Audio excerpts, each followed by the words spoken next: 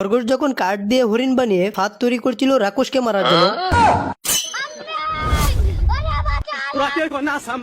এমন সময় রাক্ষস এসে খরগোশকে ধাওয়া করে। কাঠের হরিণকে দেখিয়ে খরগোশ বলতে থাকে, তোমার শিকার হলো ওই হরিণটা। और अभी तो रुको, क्लाइमैक्स अभी बाकी है। খরগোশ রাক্ষসকে থামিয়ে গুলতি দেখিয়ে বলে, ওইটা দিয়ে ঢিল মেরে হরিণটি শিকার করো। যখন রাক্ষসটি তা করতে গেল, এমনি সে খরগোশের ফাঁদে পড়ে গেল।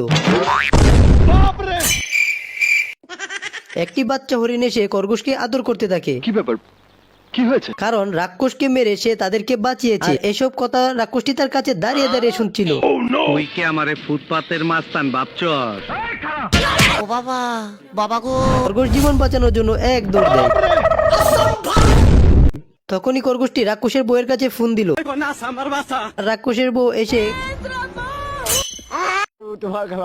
রাক্ষসকে শান্ত করে ফেলে।